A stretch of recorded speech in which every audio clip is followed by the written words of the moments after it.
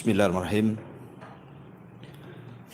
Assalamualaikum warahmatullahi wabarakatuh.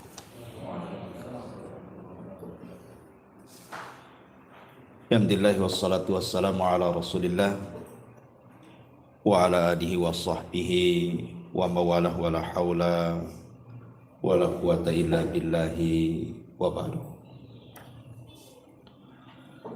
Alhamdulillah, segala puja dan puji hanya milik Allah subhanahu wa ta'ala. Salawat serta salam kita hadiahkan kepada Rasul kita Nabi besar Muhammad sallallahu alaihi wasallam. Baik, kita lanjutkan kajian kita.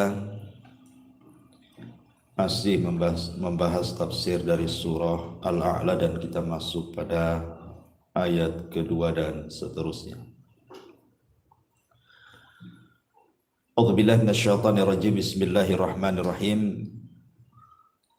Sabbihisma rabbikal a'la alladzi khalaqa fasawwa walladzi qaddara fahada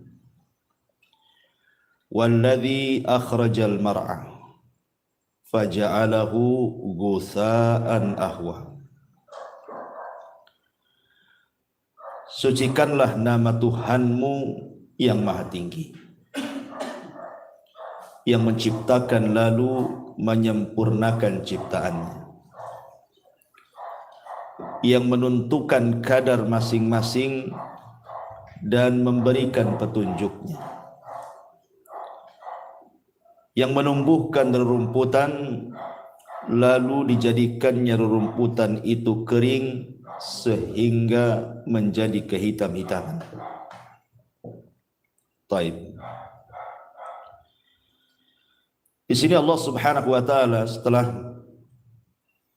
menyebutkan ayat pertama seruan untuk mensucikan nama Tuhannya yang maha tinggi, maka Allah katakan alladzi khalaqa fasawwa.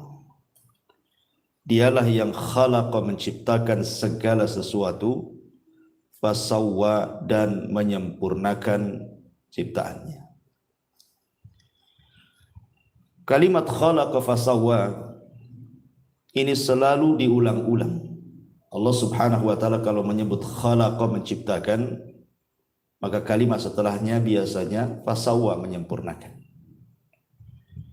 Contoh umpamanya Allah Subhanahu wa taala mengatakan inni khaliqun basharan minatin fa idza sawaituhu wa nafakhtu fihi min ruhi faqa'u lahu sajidin. Sesungguhnya aku menciptakan manusia dari tanah, maksudnya Adam. Maka apabila aku menyempurnakannya, maka aku tiupkan ruhku kepadanya, maka bersegeralah kalian wahai para malaikat sujud kepada Adam. Di sini Allah katakan inni khaliq, saya menciptakan. Setelah itu Allah katakan sawaituhu, dan aku menyempurnakannya. Ataupun dalam surah Al-Kahfi ayat 37 Allah mengatakan akafarta billadzi khalaqaka min turabin thumma min nutfatin thumma sawwaka rajula. Apakah engkau akan kufur dengan zat yang telah menciptakan kamu dari tanah, kemudian dari setetes sperma, thumma sawwaka, kemudian Allah sempurnakan dirimu menjadi manusia. Di sini ada kalimat khalaqaka, setelahnya sawwaka. Sama juga di sini alladzi khalaqa fasawwa.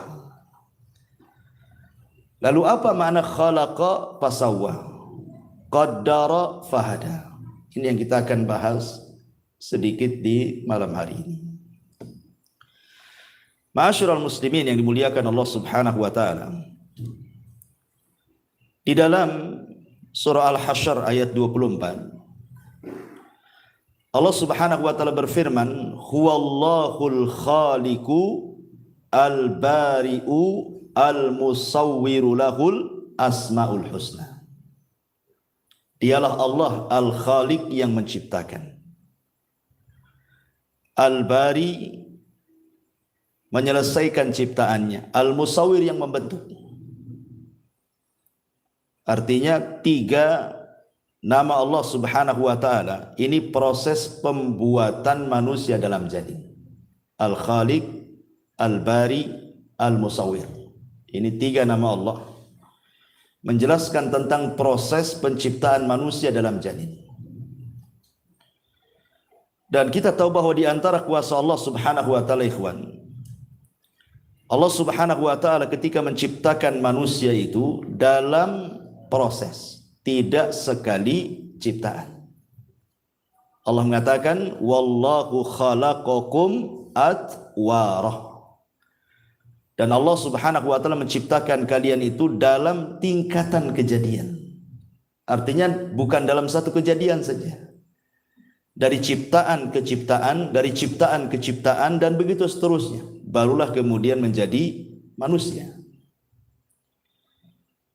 Kita lihat dalam hadis Abdullah ibn Mas'ud radhiyallahu an, ketika Nabi SAW menjelaskan tentang proses penciptaan manusia.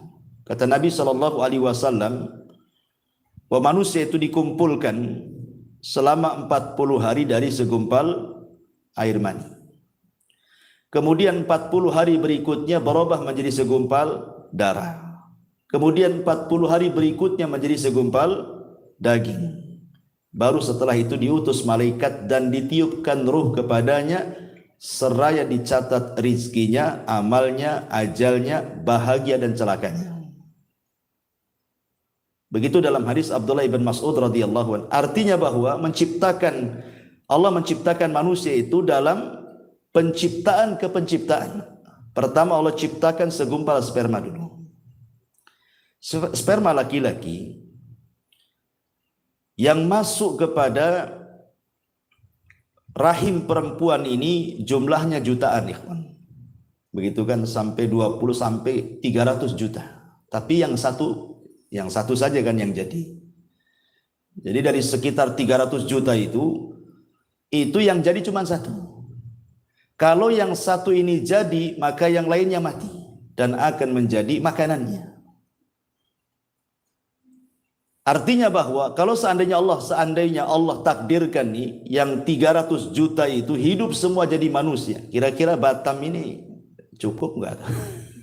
Seandainya setiap satu orang ketika mengeluarkan sperma itu membuahi 300 juta per orang kali penduduk Batam ini, kira-kira cukup enggak Batam ini? Enggak akan cukup. Oke, dengan Tanjung Pinang, Sak Kepri enggak akan cukup. Artinya bahwa ketika Allah Subhanahu wa taala kemudian mengeluarkan sampai 300 juta itu, yang jadi cuma satu yaitu antum. Ini nikmat Allah Subhanahu wa taala. Berarti antum dipilih dari 300 juta itu. Nikmat kan itu ya, nikmat. Rupanya kita pula yang dipilih dari 300 juta itu. Lah ketika Allah Subhanahu wa taala sudah memilih kita, penciptaan yang pertama dalam bentuk sperma dulu. Ini penciptaan pertama, atwar pertama. Kemudian taur yang kedua, atwar yang kedua, 40 hari berikutnya baru segumpal daging, darah dulu. Setelah itu Allah ciptakan lagi dari segumpal darah menjadi segumpal daging. Lihat, dari ciptaan ke ciptaan, dari ciptaan ke ciptaan. Itulah yang Allah katakan wallahu khalaqakum atwara. Dan Allah ciptakan kalian itu bukan dalam tingkatan kejadian satu kali saja, tapi bertingkat-tingkat. Dan ini kuasa Allah Subhanahu wa taala. Walaupun dalam hadis Abdullah bin Mas'ud itu menjadi khilaf kapan ruh itu ditiup kepada janin. Karena biasanya janin itu di umur 40 hari saja sudah ada gerakan. Sudah ada gerakan tuh. Tanyalah ke istri antum yang hamil. Sudah ada gerakan tuh. Kalau di pamannya kita datang ke dokter kan itu ya, nanti di USG kan ada gerakan. Apakah gerakan ini maknanya ruh yang ditiupkan pada 40 hari pertama? Ataukah ruh itu ditiupkan setelah 4 bulan, artinya 40 hari ketiga. 40 hari kan gitu ya. Kalau digenapkan menjadi 4 bulan. Ada yang mengatakan bahwa di 40 hari pertama itulah ruh ditiupkan. Karena ada tajrubah. Buktinya ada gerakan di situ. Berarti hidup. Karena itu. Kalau hidup berarti ada ruhnya. Tapi ada yang mengatakan bahwa tidak, ruh itu ditiupkan oleh Allah Subhanahu wa taala lewat malaikat yang menjaga rahim itu ketika bayi berusia 44 bulan atau 40 yang ketiga. Berdasarkan zahir hadis. Ya kan? Zahir hadisnya kan begitu. 40 pertama segumpal mani, 40 hari kedua segumpal darah, 40 hari ketiga segumpal daging, baru ditiupkan ruh. Nah, berarti setelah 4 bulan baru tiupkan ruh. Dan ini yang banyak dikuatkan oleh jumhur mayoritas para ulama. Jadi ruh ditiupkan itu ketika janin berusia 4 bulan. Dari sini berlaku hukum-hukum fikih nantinya. Ya, seperti umpamanya kalau kegugurannya sebelum 4 bulan berarti bukan keguguran manusia. Ya, keguguran daging gitu saja. Tidak perlu dimandikan, tidak perlu dikafankan, tidak perlu disolatkan, tidak pula dikuburkan di kuburan kaum muslimin karena belum jadi orang. Ya. Tapi kalau kegugurannya setelah itu lain lagi ceritanya, sudah jadi orang kan gitu ya. Termasuk juga darah yang keluar. Kalau wanita keguguran di bawah 4 bulan berarti darahnya bukan darah haid. Dia masih harus sholat. Ya, harus sholat. Itu dianggap istihadah. Tapi kalau kegugurannya setelah 4 bulan berarti kalau keluar darah itu dianggap nifas. Ya, berarti dilarang sholat. Nah, jadi harus dibedakan tuh. Terlahir hukum-hukum fikihnya. Itu kita tidak bahas. Ya. Intinya bahwa di sini Allah Subhanahu wa taala berfirman, wallahu khalaqakum atwara. Dialah Allah yang menciptakan kalian dalam tingkatan-tingkatan kejadian. Dari segumpal sperma menjadi segumpal darah, dari segumpal darah menjadi segumpal daging, barulah terbentuk manusia. Itulah musawwir namanya. Allah membentuk. Ada kepalanya, ada kakinya, ada tangannya. Baru setelah selesai dari penciptaan sempurnalah bentuk manusia. Itulah makna al-bari.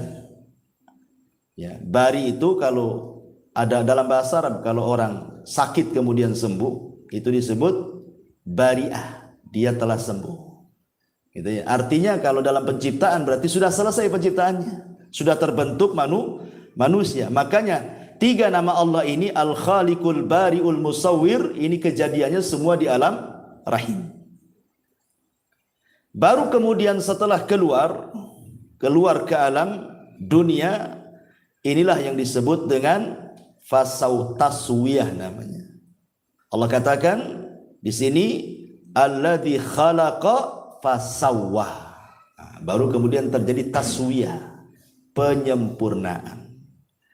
Apa yang dimaksud taswiyah di sini, ikhwan? Ini kan arti secara bahasa saja, taswiyah gitu ya. Di sini diartikan lalu menyempurnakan ciptaannya. Lalu apa makna sawwa di sini atau taswiyah di sini? Untuk memudahkan sebuah definisi, saya akan buatkan contoh saja biar antum paham. Kalau antum punya mobil, antum bangun rumah, antum punya mobil. Otomatis mobil itu harus ada garasinya. Kemudian antum buat garasi lebih kecil dibandingkan mobilnya. Kemudian mobilnya antum paksa ke garasi, hancur nggak rumah tuh? Hancur. Berarti Garasi itu tidak taswiyah namanya, tidak seimbang dengan mobilnya. Harusnya kalau buat garasi kan harus lebih besar dibandingkan mobilnya. Mobilnya masuk, itulah baru taswiyah. Ya. Jadi para ulama mengatakan, jadi makna taswiyah itu ayyakuna syai' ala qadri hajatihi. Hendaklah sesuatu itu direncanakan sesuai dengan hajat kebutuhannya. Itu disebut taswiyah. Jadi kalau seandainya memasukkan, antum buat pintu rumah untuk antum masuk, enggak mungkin lah pintu itu lebih kecil dibandingkan orangnya kan, itu harus lebih besar. Ketika kemudian pintu itu sudah pas dengan badan kita, dilonggarkan sedikit, berarti pintu itu sudah taswiyah dalam bahasa Arab, sudah sawwa, sudah sempurna, orang bisa masuk keluar. Lah manusia ketika keluar dari janin itu, ikhwan, lihat bagaimana Allah Subhanahu wa taala menyempurnakan ciptaannya. Kita lihat bagaimana Allah Subhanahu wa taala samakan antara kedua tangan si bayi itu. Sama antara tangan kiri dengan tangan kanan. Panjangnya sama, jumlah jarinya sama. Tidak ada yang beda. Kemudian kakinya juga sama kan itu. Jumlah kakinya 2, panjangnya 2, jarinya juga sama, kukunya pun sama. Itu disebut taswiyah namanya, penyempurnaan. Begitu juga kedua matanya. Maksudnya kita bicara bayi sehat ya. Jangan pula bicara tentang bayi sakit ya. Bayi cacat itu kan keluar daripada keumuman bayi, karena umumnya bayi keluar sehat. Kedua matanya sama, kedua bahunya sama, tidak singsul sebelah gitu ya. Dan begitu seterusnya. Itu makna daripada sawwah namanya ya. Alladzi khalaqa fasawwah. Allah seimbangkan. Allah seimbangkan dengan hajatnya manusia tuh. Ma'asyiral muslimin yang dimuliakan Allah Azza wa Jalla. Baik kita rinci coba. Allah mengatakan dalam Al-Quran, wa fi anfusikum afala tubsirun. Dalam diri kalian itu ada tanda-tanda kuasa Allah dalam bentuk taswiyah Allah ketika menciptakan manusia. Allah buat sempurna, seimbang manusia itu untuk kemaslahatan kita semuanya. Kita lihat saja, mungkin Pak Jul ya orang kesehatan kan paham. Kalau kaki saja itu tidak sama panjangnya, berarti ada masalah tuh. Ya, maka harus dikeretek abal-abal apa namanya, supaya sama kan. Kalau tidak sama kan berarti badan ini ada masalah. Ya ada masalah. Kalau tidak sama panjangnya itu ada masalah dengan badan dia. Kenapa? Karena Allah menciptakan manusia itu taswiyah. Kalau ada panjang sedikit, masalah tuh dengan badan dia. Karena Allah tidak menciptakan seperti itu. Berarti orang ini harus dibenerin tuh. Lah ini kuasa siapa? Kuasa Allah. Allah Subhanahu wa taala menciptakan manusia itu dalam kondisi betul-betul sehat. Dialah yang membuat sakit. Tapi ketika Allah menciptakan manusia tidak seperti itu, semua sama. Dan itu kuasa Allah Subhanahu wa taala. Kemudian letak-letaknya juga luar biasa. Kenapa kemudian mata lebih tinggi dibandingkan hidung? Kemudian hidung lebih tinggi dibandingkan mulut, coba. Apa hikmahnya? Anda bisa bayangkan kalau mata lebih rendah dibandingkan mulut, mulut di atas, mata pula ganti mulut. Kira-kira bentuknya kayak apa? Ya. Karena dalam wajah itu kan ada 3 pengetahuan. Pertama, ilmu tentang warna dan bentuk. Ilmu tentang warna dan bentuk. Dan itu hanya ada pada pandangan. Pandangan yang bisa melihat warna, pandangan yang bisa melihat bentuk. Dan ketika memandang harus tinggi supaya kelihatan. Ya, kalau mata di bawah nggak nampak tuh. Makanya diletakkan di ketinggian kan. Karena fungsinya memandang. Memandang warna-warna, memandang bentuk-bentuk tuh. Kemudian yang kedua ada namanya ilmu penciuman. Setelah pandangan tentu penciuman dulu. Dan itu hanya bisa dilakukan oleh hidung. Maka diletakkan hidung. Baru di bawahnya ilmu at-ta'mi. Ilmu at-ta'mi itu merasakan sesuatu. Manisnya, pahitnya, Dan begitu seterusnya. Makanya Allah letakkan betul-betul sesuai dengan letaknya. Mata di sini, hidung di sini, kemudian mulut di sini. Kemudian bentuknya coba. Coba kelopak mata ini, ikhwan. Ini kan tipis ya. Kelopak mata kita ini tipis. Tapi bibir kita ini tebal. Kita balik seandainya. Yang tipis di sini, yang tebal pula di sini. Kira-kira antum bisa berkedip? Kalau seandainya di kelopak mata itu setebal bibir, gak bisa antum berkedip. Makanya Allah Subhanahu wa taala buat tipis tuh di sini kelopak mata itu, kulitnya, dan bibir ini dibuat tebal supaya bisa bicara. Begitulah Allah Subhanahu wa taala betul-betul gitu ya, taswiyah itu menjajarkan. Termasuk juga gigi kan, gerham sebelah kiri, gerham sebelah kanan, atas bawah betul-betul seimbang. Coba kalau seandainya yang atas besar, sebelah kanan, sebelah kiri kecil, macam mana kita mau ngunyah? Tidak bisa. Ya. Jadi ini kuasa semua, kuasa Allah Subhanahu wa taala yang memang Allah Subhanahu wa taala sudah buat sedemikian rupa. Makanya Allah mengatakan laqad khalaqnal insana fi ahsani taqwim. Sungguh manusia itu dibentuk dengan sedemikian rupa. Ya, luar biasa. Seperti namanya, kenapa tangan ini agak kering, basahnya sedikit gitu ya. Kaki lebih kering lagi, basahnya lebih sedikit lagi. Tapi kalau muka biasanya kan berminyak, basahnya lebih banyak kan itu ya. Nah, ini kan juga ada rahasianya. Karena memang kaki ini tempat berpijak. Ya otomatis juga harus ada minyak-minyak sedikit lah berkilo-kilo kan gitu. Jadi memang sudah diatur oleh Allah Subhanahu wa taala. Ini baru yang zahir ya dalam badan kita saja. Sudah sedemikian rupa ciptaan Allah Subhanahu wa taala, Allah letakkan luar biasa. Ya, telinga juga tidak besar separuh, ya sama seimbang. Mendengarnya pun subhanallah. Ketika kita mendengar loh, telinga kanan, telinga kiri, jangan cerita telinga sakit ya, telinga sehat ya. Itu sama saja. Tidak mungkin orang memanggil gitu ya, kata kanan itu manggil mau ngasih duit gitu ya. Kata telinga bukan itu debt kolektor. Tidak mungkin juga kan. Artinya kan tidak mungkin berselisih pandangan itu. Pandangan mata juga nggak berselisih. Tetapi dalam anggota badan tidak semua harus berpasangan. Seperti hati kan sendiri dia. Hati itu sendiri. Kenapa? Karena hati itu adalah raja. Dalam anggota badan kita itu harus ada rajanya. Hati kita itulah rajanya. Sebab kalau seandainya hati ada dua, masalah. Ya, kata hati pertama, langkahkan kaki kiri. Kata hati yang kedua, mundurkan kaki kanan. Kapan mau maju kan? Yang satu minta mundur, yang satu minta maju kan tidak bisa juga. Begitulah Allah Subhanahu wa taala letakkan setiap manusia itu ada pimpinannya. Hati kita itulah. Makanya Imam Abdul Qayyim mengatakan, al-qalbu kal malik.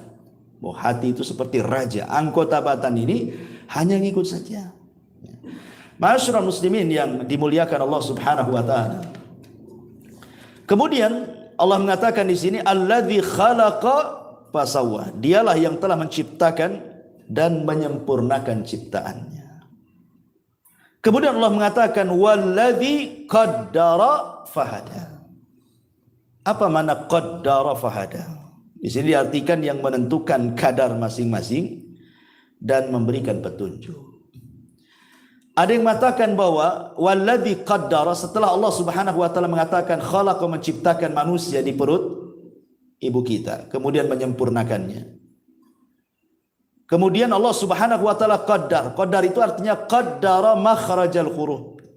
Qaddara makhrajal khuruj. Jadi Allah Subhanahu wa taala takdirkan bahwa janin ini sudah diletakkan di mana dia letak, keluar dari rahim seorang ibu. Allah tidak keluarkan dari mulut seorang wanita. Allah juga tidak mengeluarkan dia dari lubang duburnya. Tapi Allah Subhanahu wa taala sudah mentakdirkan dia memang harus keluar dari situ. Ya, dari kubulnya. Dan itu maknanya qaddar. Kemudian fahada, setelah itu kemudian Allah berikan petunjuk untuk kehidupannya. Dia pun kemudian langsung mencari makanannya dari susu ibunya. Itu namanya qaddar fahada dalam satu penafsiran. Ada juga yang mengatakan bahwa qadar di sini artinya qaddara rizqahum. Jadi setiap manusia itu sudah ditakdirkan rizkinya. Kemudian fahada, Allah kasih petunjuk bagaimana cara mencarinya. Dan ini penting ikhwan. Manusia ketika mencari rizki itu ada yang ekstrim kanan, ada yang ekstrim kiri. Yang ekstrim kanan, mereka menghabiskan semua waktunya hanya untuk mencari dunia, cari rizki saja. Otaknya itu duit saja. Itu yang pertama. Sehingga dia melupakan bahwa rizki itu sudah dicatat. Sehebat apapun Anda mencari rizki, tetap saja yang Anda dapatkan itu cuma seperti itu. Kan sudah ditentukan rizkinya. Nggak mungkin bertambah, ya nggak mungkin berkurang. Artinya bahwa kalau kita paham bahwa rizki itu tidak mungkin bertambah, tidak mungkin berkurang, lah ngapain ngoyo-ngoyo gitu maksudnya. Pikiran kita ke uang terus gitu ya, malam siang seolah-olah tidak ada waktu kecuali duit saja. Padahal yang didapati pun sesuai dengan yang dicatat Allah saja. Ini ekstrim ini. Betul-betul dia hatinya hanya dunia saja. Dia tidak paham bahwa rizkinya sudah dicatat. Yang kedua pula ekstrim kiri ini, sama sekali dia bersandar kepada apa yang dicatat. Kan Allah sudah takdirkan rizki saya, duduk sajalah saya di rumah. Nah, ini ekstrim yang lain lagi. Dahulu ada dua orang bersaudara. Yang satu pula rajin kerja, yang satu pula malas kerja. Jadi yang rajin kerja ini mengatakan, "Qum, berdiri. Kalau engkau ingin makan, cari, berusaha, cari rezeki Allah Subhanahu wa taala." Kemudian kata saudaranya, "Tidak. Aku yakin rizkiku sudah dicatat, walaupun aku duduk di rumah." Kemudian saudaranya mengatakan, "Dasar orang gila," katanya. Pergi dia cari rezeki.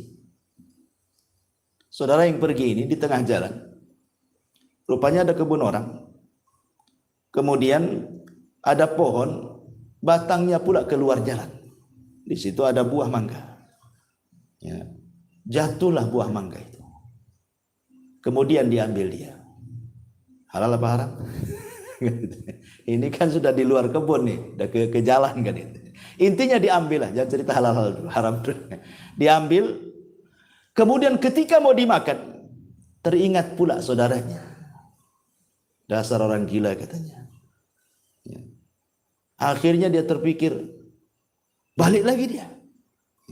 Kemudian dilempar mangga itu, makan. Tapi setelah itu berdiri cari kau uang supaya kau bisa makan. Kata dia, tunggu dulu, saya makan dulu. Ini rezeki saya kan. Lihat, aku duduk saja dapat rezeki gitu. Coba, duduk saja dapat rezeki. Lihat bagaimana Allah mencatat orang duduk dapat rezeki kan. Bagaimanapun caranya, walaupun itu dongkol saudaranya, tapi itu rezeki dia sudah dicatat bahwa mangga itu milik dia. Walaupun caranya salah, tapi itu memang rezekinya sudah dicatat, dia makan mangga di situ. Artinya bahwa sehebat apapun manusia mengejar rezeki itu, maka rezeki akan segitu-gitu saja. Makanya dulu saya pernah ceritakan tentang kisah siapa? Ali bin Abi Thalib kan. Ketika ada seorang pengemis datang kepada Ali bin Abi Thalib, kemudian Ali menjanjikan akan diberikan beberapa dirham. Lupa pula Ali itu naruh uang di mana dia letakkan dirham-dirham itu. Akhirnya kelamaan jengkellah ini pengemis ini. Pergi, sebelum pergi mencuri pelana kudanya Ali. Pergi dia. Setelah pergi pencurinya, dapat pula dirham-dirham itu. Akhirnya keluar, rupanya sudah nggak ada itu yang mengemis itu. Tiba-tiba kemudian pembantunya Ali mengatakan bahwa lizamnya, pelana kudanya hilang dicuri orang. Ali mengatakan, ya sudah, kalau sudah dicuri orang mungkin dia rezekinya, ambillah uang dirham-dirham itu, kau belilah pelana yang baru ke pasar sana. Mudah-mudahan dapat harga 400. Dikasih uang 400 dirham.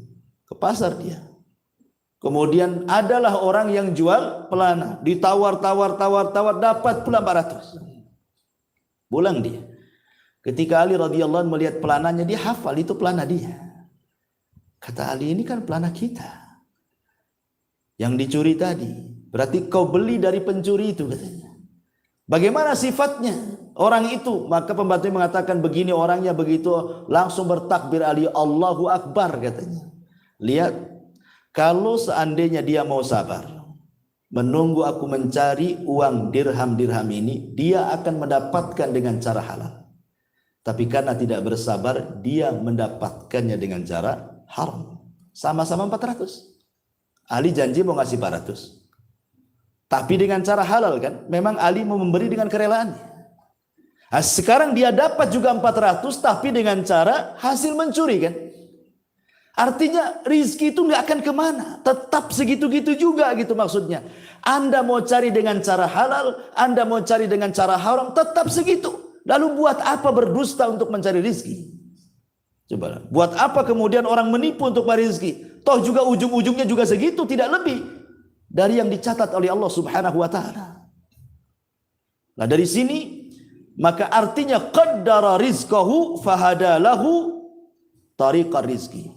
Artinya qaddara di sini artinya Allah takdirkan rizkinya dan Allah Subhanahu wa taala berikan petunjuk bagaimana cara mencarinya. Bagaimana cara mencarinya? Rizki Allah itu banyak, ikhwan. Di mana-mana, hanya orang malas saja yang kemudian merasa sulit untuk mendapatkan rizki. Sampai begini, ikhwan. Ada satu kisah. Ada seorang bahasa namanya Al-Imam Al-Asma'i rahimahullahu ta'ala. Dia hidup di masa kerajaan Abbasiyah. Jadi Al-Asma'i ini suatu ketika dia safar. Karena Al-Asma'i itu kan memang suka safar, belajar dari mana-mana negeri. Begitulah, zaman dulu kan rihlahnya para ulama kan seperti itu. Dari negeri ke negeri cari ulama belajar gitu. Jadi suatu ketika Al-Asma'i ini ketika berjalan di padang pasir, jumpa pula dengan Arab Badui. Arab Badui, orang bodoh. Tetapi masih fitrah hatinya. Jadi ketika kemudian Arab Badui ini bertanya, siapa kamu? Saya Al-Asma'i dari suku Asma. Oh, Anda Al-Asma'i, dari mana kau datang? Dia mengatakan dari negeri yang di situ dibacakan kalam-kalam Allah. Arab Badui ini bingung.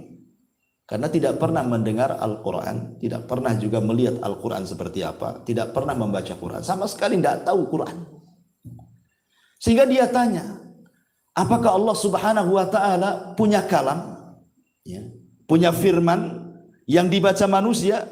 Kata Asma'i, ya. Inilah Al-Quran. Ini semua firman yang dibaca kita, ini firman Allah Subhanahu wa ta'ala. Jadi Arab Badui ini takjub. Kok ada firman-firman Allah yang dibaca manusia begitu ya? Jadi kata Arab Badui ini, kalau begitu bacakan untukku satu firman Allah, biar aku senantiasa membacanya. Akhirnya Al-Asma'i membacakan surah Ad-Dhariyat. Ad-Dhariyati, Darwa dan begitu seterusnya. Sampai kepada ayat wa fis sama'i rizqukum wa ma tu'adun. Dan di langit terdapat rizki kalian dan apa yang dijanjikan Allah kepadamu. Ketika kemudian si Arab Badui ini mendengar kalimat wa fis sama'i rizqukum, dan di langit ada rizki kalian dan apa yang dijanjikan Allah kepada kalian, kata Arab Badui, hasbuk, cukup. Tiba-tiba kemudian dia ambil pedangnya, kemudian unta yang ditungganginya langsung disembelih, kemudian dipotong-potong, dikuliti, kemudian dia minta kepada Asma'i, tolong bagi-bagikan daging dan tulang-tulang ini kepada fuqara wal masakin, bantu saya, katanya. Langsung kemudian dibagi-bagikan kepada orang yang lalang itu. Akhirnya habis. Setelah habis daging untanya, dia patahkan pedangnya, kemudian dikubur. Kemudian sambil berjalan dia membaca wa fis sama'i rizqukum wa ma tu'adun. Wa fis sama'i rizqukum wa ma tu'adun, sampai pergi. Dia baca terus ayat ini. Al-Asma'i ketika melihat hal ini takjub dia. Dia mengatakan, demi Allah, aku sudah 30 tahun lebih sering lewat dengan ayat ini, wa fis sama'i rizqukum wa ma tu'adun, tetapi tidak punya pengaruh seperti pengaruhnya Arab Badui ini, katanya. Dia baru baca satu kali Al-Quran, tidak pernah kenal Al-Quran. Itulah Al-Quran yang pernah dibaca. Tapi dia begitu yakin bahwa di langit itu ada rizki baginya dan apa yang dijanjikan Allah kepadanya. Sampai dia sembelih itu dia bagi-bagikan. Karena dia tidak takut bahwa rizkinya Allah tanggung. Itu maksudnya. Akhirnya beberapa tahun kemudian Al-Asma ini diajak haji oleh Khalifah Harun Ar-Rasyid rahimahullahu ta'ala. Setelah 2 tahun 3 tahunan begitu. Berangkat dari negerinya menuju Mekah. Ketika di Mekah, dia mendengar ada orang membaca wa fis sama'i rizqukum wa ma tu'adu. Dia kenal dengan suara itu kan itu. Lah kok ada di sini dia katanya. Orang Baduy ini kok ada di sini? Pas didekati, betul orang itu adalah orang yang diajarkan lafaz wa fis sama'i rizqukum wa ma tu'adun, dan di langit itu ada rizki kalian dan apa yang Allah janjikan kepada kalian. Dipanggil Arab Baduy ini. Kemudian Arab Baduy ini senang karena berjumpa dengan Al-Asma'i dan dia mengatakan, ya Asma'i, laqad wajadna ma wa'adana rabbuna. Ya Asma'i, yang dijanjikan Arab kami semua sudah aku rasakan. Semua yang dijanjikan Allah wa fis sama'i rizqukum itu betul-betul terjadi katanya. Kemudian dia mengatakan, ya Asma'i, kalau bisa berikan 1 ayat lagi untukku katanya, biar aku kuamalkan. Akhirnya Al-Asma'i melanjutkan ayatnya. Ayat daripada wa fis sama'i rizqukum wa ma tu'adun, apa bunyinya? Fa wa rabbis sama'i wal ardi innahu lahaqqun mithla ma annakum tantiqun. Maka demi Tuhan langit dan bumi, sungguh apa yang dijanjikan itu pasti terjadi seperti yang kalian ucapkan. Tiba-tiba kemudian Arab Baduy ini kaget. Ya. Dan mengatakan, ya Asma'i, siapa yang membuat Allah murka sehingga dia harus bersumpah katanya. Aku yakin, nggak perlu bersumpah dia. Kan lafadznya gini, seolah-olah Allah itu tidak yakin dengan yang diucapkan. Itu pemahaman Arab Baduy. Ketika dia mengatakan wa fis sama'i rizqukum wa ma tu'adun, dan di langit itu ada rezeki kalian apa yang dijanjikan kepada kalian, tiba-tiba Allah menekan dengan sumpah. Maka demi Tuhan langit dan bumi, sungguh apa yang dijanjikan itu pasti terjadi seperti apa yang kau ucapkan. Jadi seolah-olah khitabnya kepada Arab Baduy. Arab Baduy, ya Asma'i, siapa yang membuat Allah murka sehingga harus bersumpah katanya. Aku yakin dengan itu, tidak perlu bersumpah Allah itu katanya. Akhirnya kemudian dia pun ketakutan kepada Allah. Disangkanya Allah murka kepadanya. Karena dalam ayat itu ada sumpah masalahnya. Ya. Seolah-olah Allah murka. Dia mengatakan siapa yang membuat Allah murka gitu kan. Akhirnya dia pun terserang jantung. Dan mati seketika. Ya, ketika dia mengatakan seperti itu. Asma'i tertegun lagi. Masya Allah. Kok ada orang tidak pernah membaca Quran. Hanya mendengar sekali bacaan. Tapi pengaruhnya luar biasa. Itu maksudnya. Keyakinan kepada wa fis sama'i rizqukum wa ma tu'adun itu bahwa di langit ada rizki yang Allah Subhanahu wa taala akan anugerahkan kepada kalian dan apa yang Allah janjikan kepada kalian. Coba kalau kita pahami ayat ini, teman. Tidak mungkin orang itu kemudian stres dengan rizki. Enggak mungkin stres dengan rizki. Kenapa? Karena qaddara fahada. Allah sudah takdirkan kok rizki. Dan maknanya di langit itu ada rizki kalian karena memang Allah Subhanahu wa taala ada di ketinggian di langit. Dialah yang ngasih rizki kepada kita. Dan rizki Allah Subhanahu wa taala itu dulu pernah saya jelaskan ada 2 kan. Ada yang disebut dengan rizkun nazil, ada yang disebut dengan rizkun sha'id namanya ya. Ada rizki yang disebut nazil, rizki yang Allah turunkan kepada kita. Ada yang sifatnya sha'id, rizki Allah itu kita naikkan ke atas langit. Jadi ada yang turun dari langit, ada yang kita naikkan ke langit. Adapun rizki yang turun ya apa yang kita makan, apa yang kita minum, apa yang kita tempati, itu semua rizki yang Allah berikan dari langit. Adapun rizki yang kita naikkan ke langit, itulah amal-amal soleh kita. Kalau kita bangun masjid nanti dibangun satu istana di sorga. Kalau kita membaca subhanallah bihamdihi, Allah satu tanam pokok kurma di sorga. Itulah amal soleh kita. Jadi rizki yang naik itu adalah rizki yang disimpan oleh kita, yang kelak kita rasakan kalau kita masuk sorga. Itu maksudnya. Atau lebih senangnya lagi mungkin bahasanya, rizki yang naik itu ada dalam masjid, rizki yang turun dari langit itu ada di luar masjid. Dahulu di zaman Rasul, ketika Nabi SAW melaksanakan sholat Jumat pertama, dan jumlahnya 40 orang, dari sini mazhab Syafi'i mengatakan bahwa sholat Jumat itu harus 40 orang minimalnya. Karena pertama kali sholat Jumat itu jumlahnya 40. Di tengah-tengah Nabi SAW sedang khutbah Jumat, datang kafilah dagang ya dari Syam. Lah orang-orang ini yang sedang sholat, yang sedang mendengarkan khutbah bubar, separuhnya bubar. 20 orang keluar kemudian mengambil kafilah dagang karena takut dia tidak bisa beli, kehabisan dagangannya kan itu. Keluar dia 20 itu dari masjid. Ya. Dari sini juga kemudian ada mazhab yang mengatakan bahwa minimalnya sholat Jumat itu 20. Karena yang 20-nya keluar mengejar jualan tadi karena ada kafilah dagang dari Syam. Dari sinilah Allah Subhanahu wa taala turunkan ayat kan. Turunkan ayat surah Al-Jum'ah. Wa idza ra'au tijaratan aw lahwan infaddu ilaiha wa tarakuka qa'ima. Qul ma indallahi khairun minal lahwi wa minat tijarah wallahu khairu razikin. Dan apabila mereka melihat perdagangan atau permainan, mereka pun berpaling darinya. Dan mereka meninggalkan engkau wahai Muhammad dalam kondisi engkau berkhutbah berdiri. Ya. Katakan ya Muhammad kepada mereka bahwa yang di sisi Allah itu jauh lebih baik dibandingkan permainan perniagaan itu. Karena Allah sebaik-baik pemberi rizki. Lihat bagaimana Allah Subhanahu wa taala menegur di sini. Yang lari mengejar rizki di luar masjid, ya, tidak lebih baik dibandingkan orang yang tetap ikut sholat Jumat bersama Nabi, gitu maksudnya. Dari sini menunjukkan bahwa rizki yang naik jauh lebih baik dibandingkan rizki yang turun. Walaupun kenyataannya kalau saya tanya dengan jujur, antum milih rizki yang naik apa rizki yang turun? Nggak mungkin antum bilang rizki yang naik. Buktinya sudah sedekah bakhil. Pasti antum milih rizki yang turun kan? Karena itu yang nampak, mobilnya nampak, rumahnya nampak, uangnya nampak gitu ya.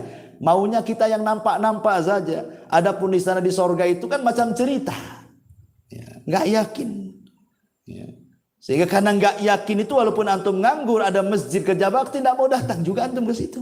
Katanya rizki yang naik lebih antum utamakan dibandingkan rizki yang turun. Tapi kenyataan di lapangan tidak seperti itu. Itulah karena apa? Manusia sudah dikuasai dengan dunia. Dan yang lebih hebat lagi dari kuasa Allah, qaddara fahada. Allah Subhanahu wa taala sudah mentakdirkan rizki dan memberikan petunjuk untuk mencari rizkinya. Ingat bahwa semua yang ada di langit, semua yang ada di bumi, kiri, kanan, atas, bawah, itu rizki bagi manusia secara umum. Kenapa Allah menciptakan langit? Untuk siapa? Untuk kita. Kenapa Allah ciptakan bumi? Untuk siapa? Untuk kita. Makanya Allah Subhanahu wa taala mengatakan, alladzi ja'ala lakumul arda firasya. Dialah yang telah menjadikan bumi terhampar untuk siapa? Untuk kalian. Itu rizki. Bumi terhampar, kita bisa berjalan di bumi, itu rizki itu. Kemudian was-sama'i binaan, was-sama'a binaan, dan Allah jadikan langit sebagai bangunan, atap bagi kita, naungan bagi kita, itu rizki juga. Kemudian wa anzala minas sama'i ma'an, Allah turunkan dari langit air, air rizki juga, kan gitu ya. Fa akhraja bihi minas thamarati, dan Allah keluarkan dari bumi itu buah-buahan, rizqal lakum, itu semua rizki bagi kalian. Jadi Allah Subhanahu wa taala menciptakan makhluk ini semuanya rizki bagi kita sebenarnya. Kalau seandainya ayam bisa bicara, pasti ayam akan ngomong, aku ini diciptakan untuk kau makan. Kalau seandainya kambing, sapi itu bisa bicara, maka mereka akan mengatakan seperti itu. Aku diciptakan itu untuk kalian makan sebenarnya. Kalau seandainya jeruk, durian, apalah namanya, buah-buahan, rambutannya, kesemaknya, salaknya bisa bicara, pasti mereka akan mengatakan, aku ditumbuhkan Allah untuk kalian makan. Tapi kan mereka tidak bicara. Tapi itu kenyataannya kan seperti itu. Artinya bahwa manusia itu betul-betul dimuliakan oleh Allah Subhanahu wa taala, sampai seisi langit dan bumi itu sebenarnya untuk manusia. Saking mulianya manusia. Luar biasa itu ya. Taib asyrul muslimin yang dimuliakan kembali. Kemudian penafsiran yang berikutnya, qaddara fahada. Allah tentukan rizkinya, kemudian Allah berikan petunjuknya bagaimana cara mencari rizkinya. Terkadang ikhwan, ada makhluk yang Allah ciptakan, itu madarat bagi manusia. Contoh, Allah menciptakan tikus, itu madarat bagi manusia. Tapi setelah itu Allah ciptakan kucing, maka tikus menjadi ketakutan dengan kucing kan itu. Jadi saling takut-takutan tuh. Manusia takut sama tikus, tikus pula takut sama kucing. Ya. Artinya bahwa rizki kita diambil tikus. Tikus sendiri rizkinya kucing. Itulah qaddara fahada ya. Kadang-kadang Allah ciptakan ini untuk menjadi rizki ini pula menjadi rizki orang lain. Itu juga makna qaddara fahada. Bahkan yang luar biasa, kita lihat bahwa ada ulatnya. Ulat itu makan dedaunan, tapi kemudian menghasilkan sutra. Ada juga tawon umpamanya, dia makan sembarang dari dedaunan bunga-bunga, tiba-tiba menghasilkan madu. Yang anehnya adalah bahwa tidak ada satu binatang yang bisa menggantikan posisi binatang yang lain. Semut disuruh mengeluarkan sutra tidak bisa, karena itu bukan pekerjaannya. Ya. Antum cari lalat, dikasih gula pun tidak akan keluar madu. Kan gitu ya. Artinya Allah sudah tentukan kadar rizkinya itu. Ya. Bahwa sebuah kaum ditentukan rizkinya dan tidak bisa dipindahkan ke kaum yang lainnya. Tidak bisa. Makanan juga begitu. Ada hewan tuh besar, seperti mamanya kambing, sapi, dikasih makan daging dia tak mau, karena itu bukan rizki dia. Yang maunya dia makan rumput saja. Harimau pula antum kasih rumput, yang nggak mau dia, karena itu bukan rizkinya, dia maunya daging kan gitu ya. Jadi semua kadar-kadar rizki itu sudah ditentukan oleh Allah. Ini siapa yang menciptakan makhluk dengan beragam rizki itu kalau bukan Allah? Di sela Allah mengatakan alladzi qaddara fahada. Ya. Ma'asyiral muslimin yang dimuliakan Allah Subhanahu wa taala. Ada juga ikhwatu fiddin muliakan Allah Azza wa Jalla. Ada beberapa penyakit yang terkadang Allah takdirkan kepada seorang hamba. Ternyata di balik penyakit itu Allah takdirkan mampu mengobati penyakit yang lainnya. Allah turunkan penyakit, tapi justru penyakit ini dalam rangka untuk membunuh penyakit yang jauh lebih besar sebenarnya. Nah, contohnya apa nih Pak Jul? Contohnya bersin. Itu kan penyakit juga bersin itu. Tapi katanya bisa membersihkan lubang hidung dan kuman-kuman katanya, yang lebih bahaya dibandingkan bersin itu sendiri. Bahkan sebagian batuk katanya, menurut ahli kesehatan itu, sebagian batuk, tidak semua ya, bukan batuk penyakit, sebagian batuk itu kan influenza kan penyakit, tapi rupanya itu pula kemudian untuk membunuh bakteri-bakteri yang ada di paru-paru juga, yang lebih ganas kalau seandainya terjadi ya. Atau mungkin debu lah, kan kita lihat ada debu itu ya. Antum tidak tahu dalam penelitian debu itu, dia membunuh kuman-kuman di udara, yang kalau seandainya kuman itu terkena manusia, itu menjadi penyakit yang sangat ganas sekali, dibunuh oleh debu itu. Jadi begitulah Allah Subhanahu wa taala mengatur takdir-takdir manusia itu, kadar-kadar manusia itu, sampai Allah ciptakan penyakit, bukan dilihat penyakitnya, justru dengan datang penyakit ini justru mengobati penyakit yang lebih besar gitu ya. Ya, karena sudah ditakdirkan dia seperti itu. Qaddara fahada. Ya. Ma'asyiral muslimin yang dimuliakan Allah Subhanahu wa taala. Kemudian di sini Allah Subhanahu wa taala mengatakan, Walladzi qaddara fahada walladzi akhrajal mar'a. Dan yang menumbuhkan rerumputan faja'alahu gutha'an ahwa, lalu dijadikannya rerumputan itu kering kemudian menghitam. Al-mar'a itu artinya rumput yang sudah siap jadi, siap makan. Karena Quran itu membahasakan dengan 3 bahasa, harthun, zar'un, mar'ah gitu ya. Harthun menanam, zar'un kemudian mulai menani, kemudian mar'ah itu sudah tumbuh. Itu bahasa Arabnya seperti ini. Harthun, zar'un, mar'ah. Lah mar'ah ini rerumputan, dedaunan dan yang semacamnya, ada yang memang hasil olah manusia.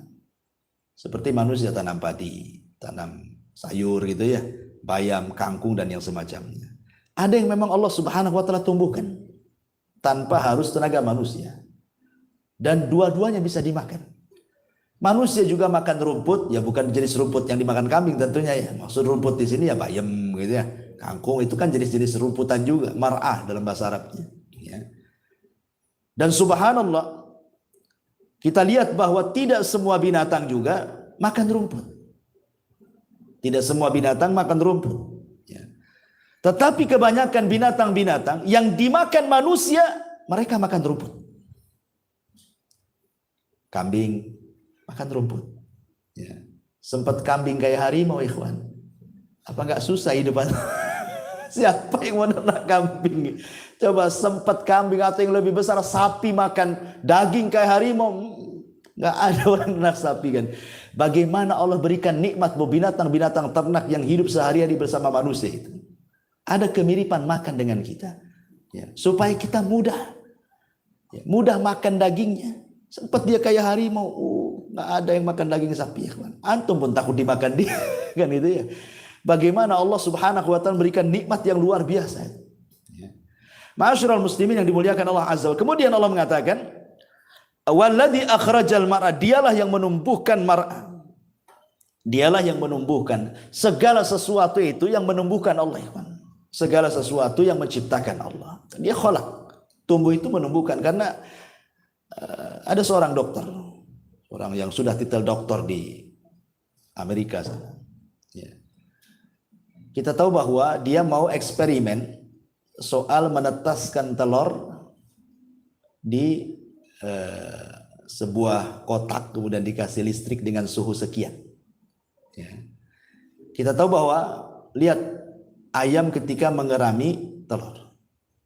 Ayam ketika mengerami telur kan kadang-kadang dia ngerami, kadang-kadang dia pergi. Ya. Nanti dibalik tuh sama ayam telur itu. Nggak dalam satu posisi kan. Nanti dibalik. Karena bawah itu biasanya makanan untuk yang di atas. Makanya dibalik-balik. Jadilah dia ayam. Sehingga kemudian sang dokter ini, dia coba kemudian membuat eksperimen. Dibuatlah kotak dengan suhu seperti ayam mengerami telurnya, suhunya sekian. Dibuat. Dia tidak paham kalau ayam itu membolak-balikan telur. Dia biarin aja seperti itu. Akhirnya sudah lama tak jadi-jadi. Semua busuk telurnya. Semua busuk telurnya. Coba. Siapa yang ngajari ayam mengerami sehingga tidak ada yang mati, semua netes. Ini dokter belajar. Dia sekolah namanya titelnya dokter. Artinya kan dari SD, SMP, SMA, S1, S2 dokter kan begitu kan. Dia tidak bisa menetaskan telur. Ayam tidak belajar SD, SMP, SMA. Tidak ada. Ya kan? Dokter ini lupa bahwa walladzi qaddara fahada walladzi akhrajal mar'ah. Itu dia lupa di situ. Bahwa yang menakdirkan, yang menciptakan, yang menumbuhkan itu Allah. Ya. Makanya ayam tidak belajar pun bisa dia menetaskan anak-anaknya walaupun dia tidak punya ilmu menurut ilmu manusia. Nah, itu yang harus dipahami.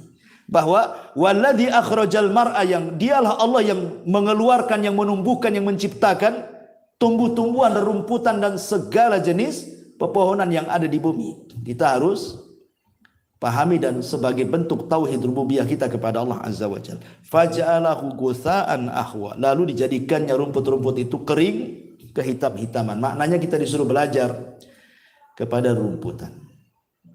Bahwa manusia itu kurang lebih dengan rerumputan, dengan padi juga. Awalnya lemah dan diakhiri dengan kelemahan, gitu maksudnya ya. Lihat, padi itu lemah ketika kecil, diinjak mati. Tapi kalau sudah besar, sudah berbuah kan gitu kan. Walaupun diinjak agak mereng begitu, tetap saja dia tumbuh ke sana. Cuman nggak tegak saja kan itu, agak kuat ya. Tapi nanti kalau sudah panen, mulai menguning, kemudian menghitam, sudah rapuh, diterpa angin, terbang semuanya. Begitulah manusia. Diciptakan dalam posisi lemah, diakhiri dengan lemah. Tapi lemah pertama dicintai, lemah kedua dibenci. Kan itu ya. Kalau masih bayi lemah, orang diciumnya, digendongnya gitu ya. Dinyanyiinnya. Coba kalau sudah tua lemahnya, yang ada didoakan kapan matinya kan. Itu sama-sama lemah tapi beda pelakuannya tuh. Ya. Intinya di sini bahwa di sini ada pelajaran faja'alahu gusaan ahwa, bahwa kehidupan rerumputan juga dijadikan pelajaran bahwa semua makhluk itu ada batas umurnya. Semua makhluk ada batas umurnya, apalagi manusia. Nabi SAW mengatakan a'maru ummati baina sittina wa sab'in, bahwa umur usia umatku itu antara 60 sampai 70 tahun saja, sedikit yang melewati itu. Wallahu a'lam bishawab. Ini saja yang bisa sampaikan karena ada tamu juga ini. Ada bincang, antum jangan pulang dulu. Tapi subhanaka wa bihamdika asyhadu an la ilaha illa anta astaghfiruka wa atubu ilaik. Allah taala. Assalamualaikum warahmatullahi wabarakatuh.